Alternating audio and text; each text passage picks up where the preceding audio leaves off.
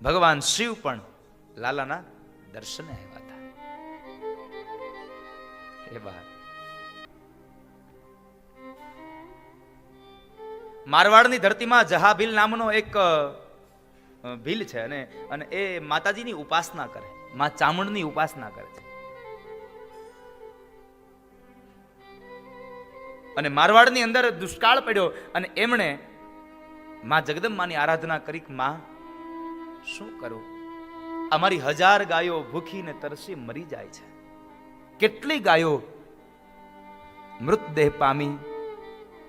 અને જહાભીલે માં સામે એક ઘીનો દીવો પ્રગટાવી અને આસન પાથરીને બેસી ગયો અને માને આરાધના કરે કે હે જગદંબા, હે જોગમાયા, આ તો બધી લેણ દેણ તારા હાથમાં છે, હું તો શું કરી શકું, પણ હું તો તારા ચરણમાં એક બાળ થઈને પ્રાર્થના કરું છું. માં, આ મારી ગાવલડીઓ ભૂખી મરે છે, માં મને માર્ગ આપો. કવિઓ અને મહાપુરુષો એમ લખે છે, આ સાહિત્યકારો, કે માં ચામુંડા એ જહાભીલની હારે વાતો કરતા હતા. બોલો, માતાજી એની સાથે આમ આમ વાતો કરે, આપણને માનવામાં ન આવે. માં અહીં હારે વાતો કરે અને માએ એને આવીને કીધું કે હે જહાભીલ, તમારી ગાયોને લઈ અને આ મારવાડની ધરતી છોડીને નીકળી જાવ. માં, હું ક્યાં જાઉં? હું જાઉં તો ક્યાં જાઉં? મને તમે સ્થળ આપો. અને ત્યારે માં ચામુંડ એટલું બોલ્યા હતા કે હે જહા,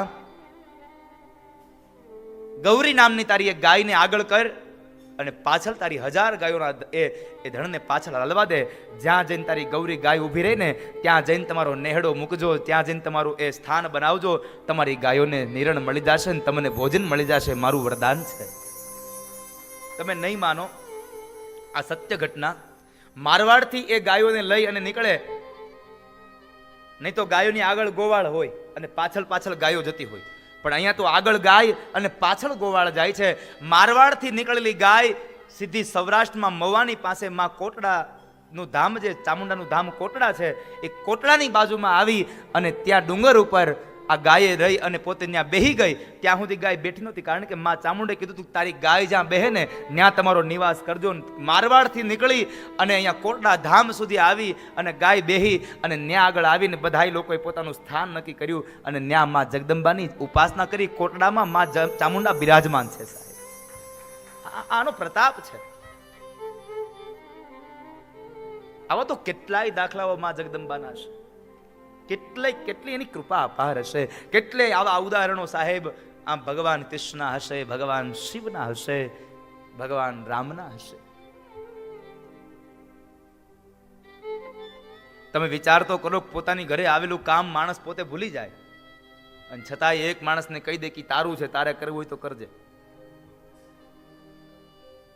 ભગવાન 1 વાર કામ કરે, 2 વાર કરે, 3 વાર કરે, ચાલો માની લઈએ, હે, પણ જુનાગઢના નરસિંહ મહેતા માટે ભગવાન 1 વાર નહીં 52 વખત દ્વારકાથી જુનાગઢનું અપડાઉન કર્યું. એને કેટલી વાર?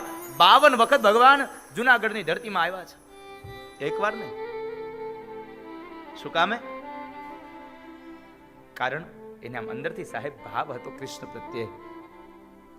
કદાચ વટે માર્ગો જતા હોય, યાત્રાળુઓ જતા હોય અને જુનાગઢમાંથી નીકળે અને કોઈકને પૂછે કે ભાઈ અમને કોઈ હુંડી લખી દો ને, અમે યાત્રાએ જઈએ છીએ, માર્ગની અંદર અમને કોઈ લૂંટી જશે, અમને દ્વારિકામાં કોઈ હુંડી આપે.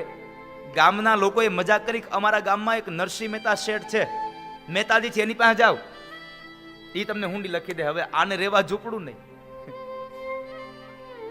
અને રેવા નથી ઝૂંપડું, નથી જમવા જુવાર. દોલતમાં કાંઈ નહીં સાહેબ. અને છતાંય કોરા કાગળમાં એક ઊંડી લખી દે અને એમ કહે છે કે લ્યો જઈ અને દેજો શામળશા શેઠને અને તમને તમારા નગદ પૈસા મળી જશે. હવે અહીંયા કાંઈ નહીં હો, અને છતાં ઊંડી લખે. પણ અહીંયાથી પેલા વટે માર્ગો યાત્રાળુઓ દ્વારકા જવા માટે તૈયાર થાય અને આ બાજુ નરસિંહ મહેતા દામોદર કુંડે જઈ અને હુંડી ગાય. અને એટલે કહેવું ગમે મને મારી હુંડી સ્વીકારો મહારાજ રે શામળા ગીરધારી. મારી હુંડી સ્વીકારો મહારાજ રે શામળા ગીરધારી. હે મારી હુંડી સ્વીકારો મહારાજ રે શામળા ગીરધારી. મારી હુંડી સ્વીકારો મહારાજ રે શામળા ગીરધારી. એ મારી હુંડી શામળિયાને હાથ રે શામળા ગીરધારી. મારી હુંડી શામળિયાને હાથ રે શામળા ગીરધારી. એ મારી હુંડી શામળ શાને હાથ રે શામળા ગીરધારી. મારી હુંડી શામળ શાને હાથ રે શામળા ગીરધારી. ગરથ મારું ગોપી ચંદન વળી તુલસી હે મનોહાર. ગરથ મારું ગોપી ચંદન વળી તુલસી હે મનોહાર. સાચું નાણું મારે શામળો. મારી નાણામાં તો શામળો એક જ છે સાહેબ. ચાહે એ કુંવરબાઈનું મામેરું હોય તોય ભલે, અને ચાહે નરસિંહ મહેતાના પિતાશ્રીનું શ્રાદ્ધ હોય તોય ભલે, એ બજારમાં તપીલ લઈને વિયા જાય અને ન્યા રાધા રાધા રાધા ગાયા કરે, અને અહીંયા શામળસો આવી અને આખા બાપનું એના આખા નાગરી નાયકને જમાડીને પાછો વયો જાય સાહેબ. કારણ એને એના ભરોસો હતો સાહેબ. સાચું નાણું મારે શામળો. સાચું નાણું મારે શામળો છે. સાચું નાણું મારે શામળો. મારી દોલતમાં ઝાંઝને પખાજ રે શામળા ગીરધારી.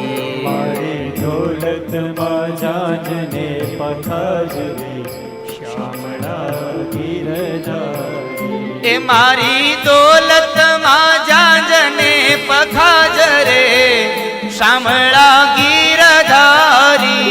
મારી દોલતમાં ઝાંઝને પખાજ રે શામળા ગીરધારી. એ મારી ઊંડી શામળિયાને હાથ રે શામળા ગીરધારી. મારી હુંડી શામળિયાને હાથ રે શામળા ગીરધારી. એટલે જેને ભરોસો હોય સાહેબ એના કામ થતા હોય. મારો કહેવાનો ભાવાર્થ, તમે ભરોસો રાખશો તો તમારા કામ થશે, એમાં કોઈ પણ પ્રકારનો સંશય નથી. એ કથા બતાવી, ભગવાન શિવ એની પરિક્રમા કરીને પછી જાય છે. એ કથા બતાવી, સમય વ્યતીત થયો.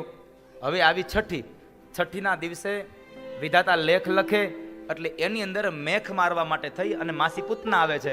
પણ માસી પૂતનાનો પણ ભગવાને વધ કર્યો છે. પૂતનાનો એક અર્થ, આધ્યાત્મિક અર્થ બતાવ્યો, અવિદ્યા. અવિદ્યાનું રૂપ હારું હોય, એમાં ગુણ હારા ન હોય. રૂપમાં 16 શણગાર હોય પણ ગુણ ન હોય એમાં, એ અવિદ્યા છે.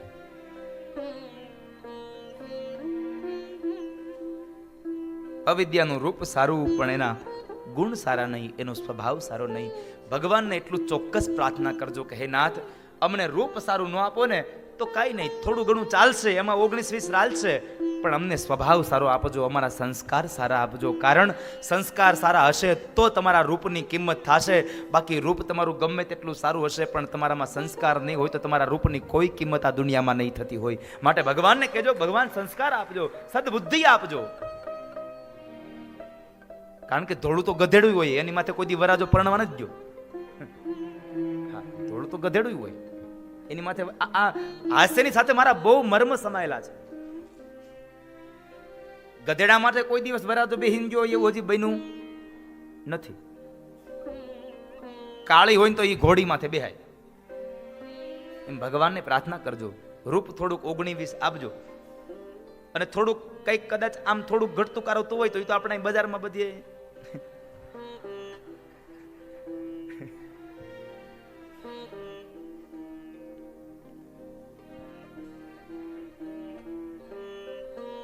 ટેકનોલોજીનો યુગ આવી ગયો છે એટલે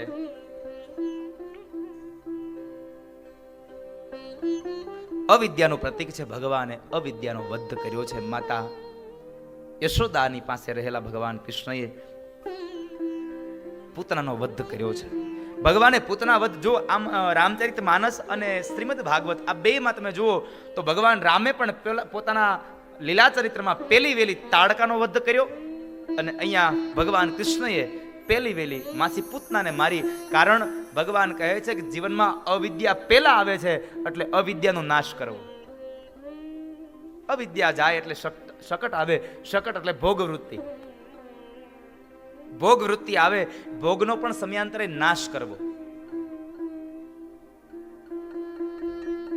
પૂતના વધ થયો એટલે કંસે શકટાસુરને મોકલ્યો. શકટાસુર બળદગાડાનું રૂપ લઈને આવ્યો અને શકટાસુર એટલે ભોગ વૃત્તિ. મહાપુરુષો એમ કહે છે કે યથા સમયે તમારે તમારા જીવનમાંથી ભોગને પણ મૂકી દેવો. ભોગ એટલે સારું સારું ખાવું, પહેરવું, ઓઢવું, હરવું, ફરવું. એ સમયાંતર થતો જાય ને એટલે પછી અમુક વસ્તુ છોડતી જવાય. મોઢામાં દાંત નો રે અને પછી આપણે ગામના ચોરે બેઠા બેઠા વાતો કરી કે હવે હું ચણાનું શાક નથી ખાતો. તારે ખાવું તો ઘણું છે, ખવાતું નથી. મોઢામાંથી દાંત પડી જાય અને પછી કદાચ ખાવાનું બંધ કરીએ એના કરતા આપણે પહેલેથી જ સુધરતા જઈએ, પહેલેથી સમયાંતરે થોડું થોડું જીવનને એમાં વ્યસ્ત બનાવતા જઈએ. ભોગ વૃત્તિનો નાશ કરવો. ત્યારબાદ તૃણાવર્ત નામનો જે રાક્ષસ આવે છે એનો પણ ભગવાને વધ કર્યો. તૃણાવર્ત વંટોળિયાનું રૂપ લઈને આવ્યો. તો મારે આ છેલ્લી ભાગવતની કથા કહીને આપ સૌને મારે દેવી ભાગવતમાં માં જગદંબાના પ્રાગટ્યની કથા તરફ લઈ જવા છે.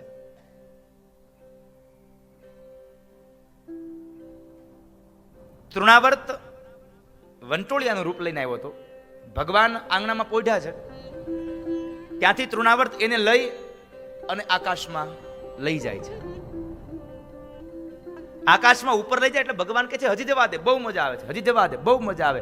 પણ જેવી એને મથુરા તરફ ગતિ કરી એટલે ભગવાને કીધું ભાઈ આ નહીં ચાલે, બહાર નહીં જવાય. કારણ ભગવાનના વૃંદાવનમાં રહ્યા ત્યાં સુધીના 5 નિયમો હતા. ભગવાન જેવા ભગવાન નિયમ રાખે પણ આપણે કઈ નિયમ ને આપણે કઈ લાગે વળગે નહીં. ભગવાન નિયમ રાખે, આપણે કઈ નહીં. ભગવાનના 5 નિયમો હતા. પહેલો નિયમ હતો કે હું 11 વર્ષનો ન થાવ ત્યાં સુધી હું આ વ્રજ અને વૃંદાવનને છોડી અને બહાર નહીં જાવ. ભગવાન જ્યારે ગોકુળથી મથુરા ગયા ને ત્યારે ભગવાનની ઉંમર હતી 11 વર્ષ અને 52 દિવસ. 11 વર્ષ અને 52 દિવસ. બીજી વાત, બીજો નિયમ એવો હતો કે હું મારા માથાના વાળ નહીં ઉતરાવું, જુલ્ફો નહીં કપાવું. એટલે બીજો નિયમ એ થયો. ભગવાનની મોટી મોટી જુલ્ફો હતી. ત્રીજો નિયમ, હું સીવડાવેલા કપડા નહીં પહેરું. ચોથો નિયમ, વ્રજ અને વૃંદાવનમાં રહી અને જેટલા અસુરોને મારીશ એમાં મારા હાથની અંદર હું હથિયાર ધારણ નહીં કરું.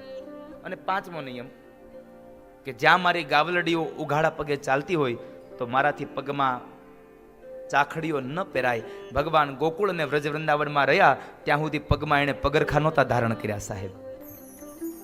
અને એટલા માટે તો આપણે જુઓ ગોકુળમાં જઈએ તો રમણ રેતીમાં આપણે આલોટીએ છીએ. શું કામ? એને આપણને ભાવ છે કે આપણો ઠાકુર અહીંયા નંગે પાવ ચલા થા મેરા કૃષ્ણ. અહીંયા ભગવાન ઉઘાડા પગે ચાલ્યા હતા એટલે આપણે એમાં આલોટીએ. બાકી આગળ અહીંથી ચપટી ભરીને નાખે કોઈક માથે, લ્યો એને એની હાથ પેઢીના નામ આવડતા કે ન આવડતા આપણે યાદ કરાવી દઈએ. પણ ગોકુળમાં જઈએ એટલે રમણ રેતીમાં આપણે નાચતા હોઈએ છીએ. કેટલા જણામાંથી ગોકુળ મથુરા ગયા છે? વાહ, સરસ. તમે જી આવ્યો? તું જી આવ્યો? સાધુ તમે? તું અશ્વિન જી આવ્યો? પંકજભાઈ જી આવ્યા વૃંદાવન? નથી ગયા? અમારી ભેગા આવજો. અમે સંઘ લઈને જવાના, ન્યા ભાગવત કથા કરવાના વૃંદાવનમાં, ન્યા કરીશું. ક્યારે લઈને જાશું નક્કી નથી. કારણ કે હવે 5મો સંકલ્પ ન્યાય આવ્યો છે. પેલો સંકલ્પ હતો મારો હરકી પેઢી હરિદ્વાર ગંગા કિનારે, એ પૂરો થયો. બીજો સંકલ્પ હતો દ્વારકામાં, દેવભૂમિ દ્વારકામાં, એ સંકલ્પ પૂરો થયો. ત્રીજો સંકલ્પ મારો જગન્નાથપુરીમાં. એમાં ગોતે ચારે બાજુ ચક્કર વકર. એના પત્ની બહાર આવવાની કે એ ભાઈ હું ગોતો તમે? એ કે બેન તમારા અહીંયા પેલું ઓલું આપણે ગધેડું બાંધતા તો ઈ કાંઈ ગયું? એ કે ઈ તો તમારા ભાઈ લઈને વી ગયા. એમ કઈ બાજુ ગયા? ઈ કે ઈ ઉગમણી દિશે ગયા હશે. ભલે. પેલો એની વાહે ગધેડા ચા વાહે કેટલી તલપ જુઓ. આ ગધેડાનું મોઢું ચા વાહે તલપ હતી. અને આ અમુક અમુક વ્યસનો એવા હોય ને, એ માણસને ક્યાં હકે બેહવાનો દે. હું તો ઘણી વખત, જો કે અહીંયા તો મેં કોઈ દિવસ કોઈને જોયા જ નથી એટલે ખબર નથી, અને કદાચ હોય ચોરી છુપીથી તો એ મારો રામ જાણે. ગામડામાં હું કહું કે ગામડાની અંદર આમ આમ આમ એટલી સરસ મજાની સભા ભરાઈ ગઈ હોય કથાની, થોડીક વાર થાય ને તો વચમાંથી એક બે ઊભા થઈને જાય, આમ પાછા આવીને બેસી જાય. અને હું વિચાર કરું આ કેમ જતા હશે, પણ પછી ખબર પડે કોઈ 3 ઇંચની બીડી 5 ફૂટના માણાને લઈને બહાર વહી જાય છે. આ વ્યસનની આટલી તલપ હોય. 3 ઇંચની બીડી હોય અને 5 ફૂટનો માણા બહાર વ્યો જાય. બોલો એની વાત. એ 3 ઇંચમાં તાકાત કેવડી. એટલે બરાબર ઓલા કુંભારની પાછળ ઓલું ગધેડાનું મોઢું જોવા પેલો ભાઈ દોડ્યો જાય. કુંભાર ગયા હતા, એ આમ આમ ખોદતા હતા તો ખોદતા ખોદતા બરાબર એમાં સોનાના સિક્કા ભરેલો એક ચરુ મળ્યો. સોનાના સિક્કા ભરેલો ચરુ મળ્યો એટલે આમ સફાઈ કરી અને એ આમ કુંભાર હંગરવાની તૈયારી કરે. અને હંગરી દઉં, જો કોકને ખબર પડી જાય ને તો મારે સરકારમાં કે રાજમાં જમા કરી દેવું પડશે, મારું બધું વ્યુ જાય, કોઈને ખબર ન પડે. અને બરાબર પેલો માણસ આમ આમ આમ નજીક આવ્યો, થોડોક દૂર રહ્યો નથી, જોઈ લીધું જોઈ લીધું જોઈ લીધું, ત્યાંથી પાછો વળ્યો. તો કારણ કે એને તો ખાલી ગધેડાનું મોઢું જોવું હતું, એ તો જોઈ લીધું કરતો કરતો પાછો વળ્યો. આ કુંભારને થયું કે આવડા જોઈ ગયો લાગે છે. એ કે એ ભાઈ ઉભા રહ્યો, એ ભાઈ ઉભા રહ્યો. એ કે નહીં, જોઈ લીધું જોઈ લીધું જોઈ લીધું. ઓલો કે ગધેડાનું મોઢું, અને કુંભારને એમ થયું કે આવડો આ ચરું જોઈ ગયો. કુંભાર એકદમ દોડતો વાહે આવીને કે ઉભા રહ્યો, તમે ભલે જોઈ લીધું પણ એક કામ કરો, હું અડધા સિક્કા તમને આપી દઉં, અડધા સિક્કા હું રાખું, તમે કોઈને કહેતા નહીં. ગધેડાનું મોઢું જોવામાં અડધા સિક્કાનો ફાયદો થયો. વિચાર કરો, હારો નિયમ લઈ તો. એટલે મારો કહેવાનો ભાવાર્થ છે, કંઈક જીવનમાં નિયમ હોવો જોઈએ. નિયમ વગરનું જીવન ધૂળ ધાણી છે. ભગવાનના એ નિયમો હતા. ત્યાર પછી તો બાળ સહજ લીલાઓ, બહુ ભગવાનની સહજ લીલાઓ શ્રીમદ દેવી ભાગવતમાં વર્ણવી છે. એ ભાગવતની અંદર એ કથાઓ વર્ણવી. બાળ સહજ લીલાઓમાં ગોપીને પ્રભાવતીનો અભિમાન ઉતાર્યું. એ ભગવાનની લીલા. ભગવાન માખણ ચોરવા ગયા અને પ્રભાવતીના ઘરે ભગવાન બરાબર આમ લટકી ગયા. પ્રભાવતી એનો હાથ પકડીને લઈ જાય છે ઉતારીને, હાલ તારી મા પાસે, આ તો તને માર ખવડાવે પાર છે. પ્રભાવતીનો હાથ પકડાવીને એનો હાથ પકડીને લઈ જાય. રસ્તામાં કનૈયો કહે છે ગોપી હાથ મૂકી દે ને. નહીં હો, તું ભાગી જા. અરે પણ નહીં ભાગું, નહીં ભાગી જા, જોજો આ કેટલો હોશિયાર. એ બરાબર કે છે નહીં ભાગું, એક કામ કરે, તું મારો બીજો હાથ પકડી લે. તે કનૈયાનો એક હાથ મૂક્યો ને બીજો હાથ પકડ્યો. ગોપીને એમ કે કનૈયાનો છે, પણ કનૈયો એનું માથું ભાંગે એવો ને કે એની બાજુમાં એનો દેર આયલો જતો તો એનો હાથ પકડાઈ દીધો. એ તો વયો ગયો. ગોપી આવીને યશોદાની પાસે આમ બૂમા બૂમ કરે છે. કનૈયો એની પહેલા આવીને બેહી ગયો. માં, આ ગોપીઓ મને બહુ હેરાન કરે છે, કોઈની ઘરે ચોરી નથી કરતો ને તોય મને આમ આમ આમ ખીજવા જ કરે છે. આજ કોઈ ગોપી તને કહેવા આવે કે તારો છોકરો મારી ઘરે ચોરી કરે, તું માને? અરે કનૈયા આવા તો દે, તારી હામું ન જોવે એવી કરી દઉં. અને બધું આમ પહેલેથી આમ આમ આમ આમ બાંધી લીધું વાતાવરણ. ચતુર એટલો ને. ગોપી આવીને બૂમા બૂમ કરે છે. કનૈયો કહે છે માં, જો તને કહું ત્યાં તો આવી હો. ત્યાં તો યશોદા કનૈયો બે બહાર જાય છે. ગોપીને કહે છે એ ગોપી, જરા નિરાતે બોલ અને જરા લાજનો ઘૂમટો ઉઘાડી નાખ. નંદ બાબા ઘરમાં નથી. જ્યાં બરાબર આમ લાજ ઉઘાડી ત્યાં તો સામે કનૈયો ને યશોદા. ગોપી કહે છે આ કનૈયો ન્યા ક્યાંથી પૂગી ગયો? આ તો મારા હાથમાં હતો. આ ન્યા ક્યાં પૂગી ગયો? જ્યાં અહીંયા જોવે તેનો દેર.